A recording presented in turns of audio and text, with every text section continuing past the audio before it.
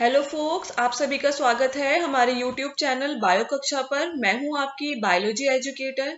ये revision series आपकी NEET 2025 exam के लिए चलाई जा रही है। ये है लेक्चर नंबर 3, जिसके अंदर हम पढ़ने वाले हैं plant hormone cytokinin.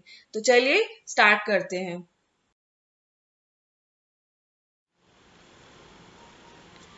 Here is our first slide, discovery of cytokinin. तो discovery of cytokinin को देखते हैं। Snook and co-worker found that callus from internodal segment of tobacco proliferate only when, in addition to auxin, the nutrient medium is provided with extract of yeast, fungi, vascular tissues, coconut milk, or DNA. They were analyzed to find out the growth promoting chemical.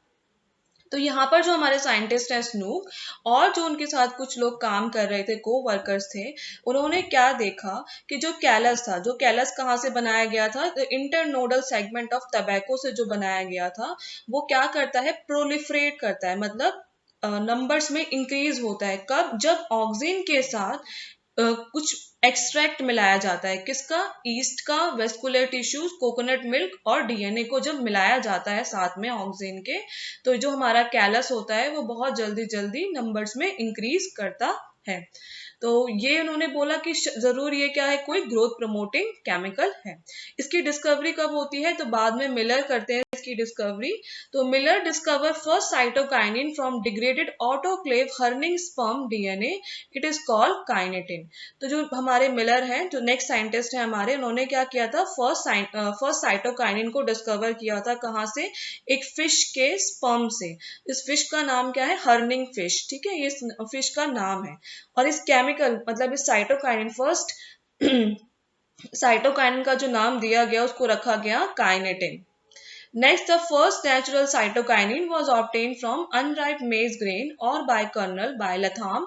It is known as zeatin. पर जो first natural cytokinin था उसको unripe maize grain में उसे obtain किया गया, जो कि ऑब्टेन किया था लेथाम ने। लेथाम साइंटिस्ट का नाम है और इसका नाम रखा गया जियाटिन। तो फर्स्ट नेचुरल साइटोकाइनिन क्या है हमारा? जियाटिन है। चलिए नेक्स्ट स्लाइड पर मूव करते हैं। Cytokinins. Cytokinins are derivative of adenine. तो साइटोकाइनिन्स क्या होते हैं? एडेनिन के डेरिवेटिव होते हैं। एडेनिन क्या होता है? तो एडेनिन एक न्यूक्लियोटाइड बेस है। They are basic in nature. Cytokinins are basic in nature, ये बेसिक नेचर शो करते हैं। Cytokinin promote cytokinesis, cell division, either alone और in conjunction with auxin. Cytokinin promote करते हैं साइटोकाइनेसिस को। साइटोकाइनेसिस क्या होता है? सेल का डिवाइड होना, नंबर में इंक्रीज होना। अकेले भी कर सकते हैं और विद ऑक्सीजन के साथ भी कर सकते हैं। Natural cytokinin are synthesized in region where rapid cell division occur, for example root apices, developing shoot bud, young fruits etcetera. तो नेचुरल साइटोकाइन कहाँ पर सिंथेसाइज होते हैं प्लांट के अंदर? तो ऐसे रीजन्स के अंदर जहां पर क्या है, रैपिड सेल डिवीजन होता है, जैसे कि रूट एपिसिस, डेवलपिंग शूट बड और young fruit etcetera. It helped to produce new leaves, chloroplast in leaf, lateral shoot growth and adventitious shoot growth. Cytokinin help करते हैं न्यू लीव्स के फॉर्मेशन में, chloroplast in leaves के अंदर, lateral shoot growth में भी help करते हैं, और एडवेंटिशियस शूट फॉर्मेशन, जैसे कि जो शूट्स होती हैं जो कि इंटरनोड से या लीव से जो शूट्स निकलती हैं, उनके फॉर्मेशन में उनको भी हेल्प करते हैं। कौन? साइटोकाइनिन। तो नेक्स्ट स्लाइड जो है वो है हमारी फंक्शंस की। तो फंक्शंस ऑफ साइटोकाइनिन। तो फर्स्ट फंक्शन है क्या है? Cell division. तो in presence of auxin cytokinin bring about division even in permanent cell. तो जो हमारा साइटोकाइनिन है, हमने पहले ही पढ़ लिया कि सेल डिवीजन में हेल्प करता है ऑक्सिन के साथ। तो ऑक्सिन के साथ साइटोकाइनिन परमानेंट सेल्स के अंदर भी सेल डिवीजन करा सकते हैं। Cell division in callus undifferentiated mass of cell is found to require both hormone.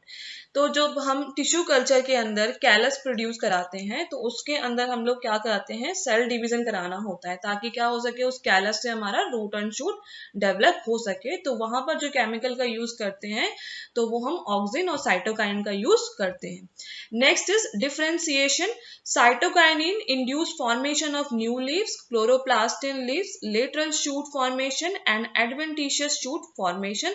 तो ये हमने अभी डिस्कस किया था कि साइटोकाइनिन क्या करते हैं, न्यू लीव्स के फॉर्मेशन में हेल्प करते हैं, chloroplast in leaves, lateral shoot formation में एंड एडवेंटिशियस शूट फॉर्मेशन में भी हेल्प करते हैं cytokinins. Next is senescence. Senescence का क्या मतलब है, ओल्ड एज की तरफ प्लांट का बढ़ना। तो साइटोकाइनिन क्या कराते हैं, सेनेसेंस को डिले कराते हैं। ठीक है, किस तरह से डिले कराते हैं, ये मोबिलाइजेशन ऑफ न्यूट्रिएंट को बढ़ा देते हैं जिसकी वजह से क्या होता है, सेनेसेंस डिले हो जाती है। Cytokinin delay the senescence of leaves and other organs by mobilisation of nutrient. तो साइटोकाइनिन डिले कराते हैं सेनेसेंस को, और जिबलेरिन भी क्या कराते थे, हमारे सेनेसेंस को डिले करा रहे थे। तो साइटोकाइनिन भी क्या करा रहे हैं, सेनेसेंस को डिले करा रहे हैं।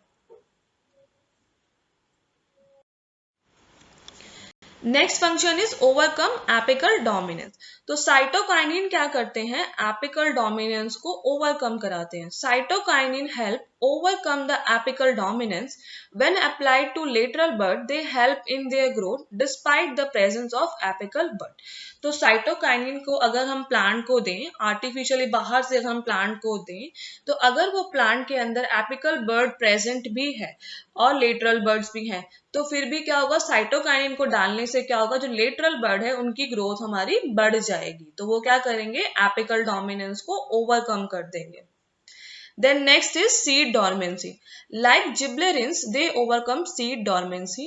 तो प्रीवियस वाले लेक्चर में हमने देखा था कि जिबलेरिन क्या कराते हैं, सीड डॉर्मेंसी को ओवरकम कराते हैं। लाइक द सेम वे हमारे जो जिबलेरिन्स की तरह ही साइटोकाइनिन्स भी क्या कराते हैं, सीड डॉर्मेंसी को ओवरकम कराते हैं। तो आई होप, मुझे लगता है कि आपको ये लेक्चर्स पसंद आ रहे हैं। अगर आपको ये लेक्चर्स पसंद आ रहे हैं तो प्लीज़ हमें कमेंट करके बताइए, और अगर आप किसी और टॉपिक पर वीडियोस चाहते हैं तो वो भी हमें कमेंट करके बताइए। अगर वीडियोस अच्छे लग रहे हैं तो प्लीज़ आप लोग लाइक कीजिए और सब्सक्राइब कीजिए। Thank you.